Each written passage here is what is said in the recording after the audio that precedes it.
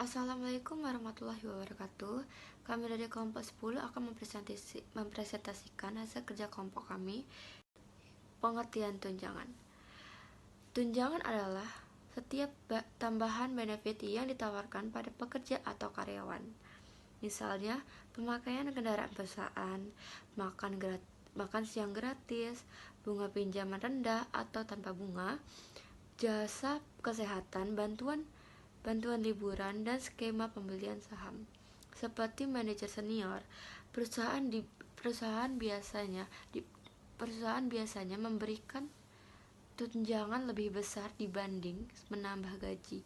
Hal ini disebabkan tunjangan hanya dikenakan pajak rendah atau bahkan tidak dikenai pajak sama sekali. Tujuan dari tunjangan. Tujuan utama dari tunjangan karyawan adalah untuk membuat karyawan mengabdikan hidupnya pada organisasi dalam jangka panjang. Arti lain dari tunjangan yaitu pembayaran keuangan dan bukan keuangan tidak langsung yang diterima karyawan untuk kelanjutan pekerjaan mereka dengan perusahaan.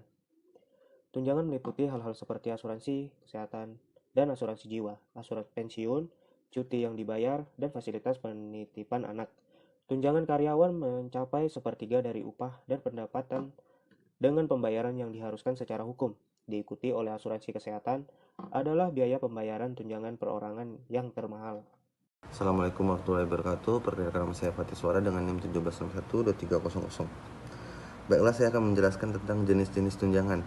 Yang pertama yaitu tunjangan lembur. Tunjangan lembur diberikan oleh perusahaan kepada karyawan yang melakukan pekerjaan di luar waktu yang telah disepakati dalam kontrak. Yang kedua, tunjangan transportasi. Tunjangan transportasi adalah jenis tunjangan yang disediakan untuk karyawan dengan mobilitas tinggi dan dalam melakukan pekerjaan. Sebagai contoh, karyawan marketing harus sering keluar kantor untuk melakukan meeting bersama klien. Tunjangan transportasi dapat berupa uang cash dikeluarkan oleh karyawan. Yang ketiga, tunjangan kesehatan. Tunjangan kesehatan adalah hal penting sebagai upaya antisipasi atau respon akan adanya risiko kecelakaan kerja yang mengancam kesehatan dan keselamatan karyawan. Ini pemerintah mewajibkan perusahaan mendaftarkan karyawannya untuk memiliki asuransi pada BPJS Kesehatan. Jenis-jenis tunjangan yang keempat, tunjangan hari raya lebaran. Tunjangan hari raya bisa disingkat THR. THR diberikan 1 tahun sekali menjelang hari raya Idul Fitri dan Natalan atau hari besar lainnya. Yang kelima, tunjangan pensiun. Tunjangan pensiun yang dimaksud di sini adalah jaminan sosial dan pensiun. Jaminan sosial tidak hanya meliputi tentang pensiun, melainkan juga tunjangan bertahan hidup dan cacat. Yang keenam, tunjangan jasa. Tunjangan jasa biasanya diberikan perusahaan kepada karyawan dalam bentuk jasa makanan, peluang rekreasi, jasa-jasa hukum, konseling, dan kredit union. Yang terakhir, yang 7, tunjangan tahunan. Tunjangan tahunan diberikan 1 tahun sekali apabila mencapai target. Tunjangan ini diberikan untuk memberi apresiasi atas kontribusi yang telah dicurahkan karyawan. Maka tunjangan tahunan ini sifatnya seperti uang bonus atau di luar gaji pokok. Tahap awal yang perlu dilakukan untuk membuat model pemberian tunjangan kinerja ini adalah dengan menetapkan indikator-indikator yang akan digunakan sebagai varian model.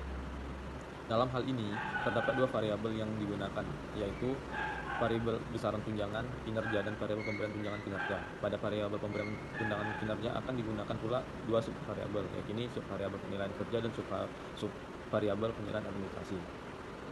Nah, dari materi yang telah teman-teman kelompok saya paparkan, mulai dari pengertian tunjangan, jenis-jenis tunjangan, serta skematika pemberian tunjangan, di sini kami akan menyimpulkan bahwa tunjangan merupakan tambahan benefit yang ditawarkan kepada pekerja atau karyawan. Tunjangan yang diberikan kepada pekerja atau karyawan mencapai sepertiga dari upah atau pendapatan yang diberikan secara hukum. Adapun beberapa jenis tunjangan yang ditawarkan kepada karyawan, mulai dari tunjangan lembur, tunjangan kesehatan, tunjangan transportasi, tunjangan hari raya lebaran atau Natalan, tunjangan pensiun, tunjangan jasa, dan tunjangan tahunan. Nah, dengan adanya tunjangan tersebut, maka ada skematika pemberian tunjangan yang menetapkan indikator-indikator yang digunakan sebagai variabel model. Nah, jadi itulah kesimpulan dari materi yang bisa kami sampaikan pada malam hari ini. Mungkin terdapat berbagai macam kesalahan dalam menyampaikan materi ini, mohon untuk dimaklumi. Sekian saya ucapkan terima kasih.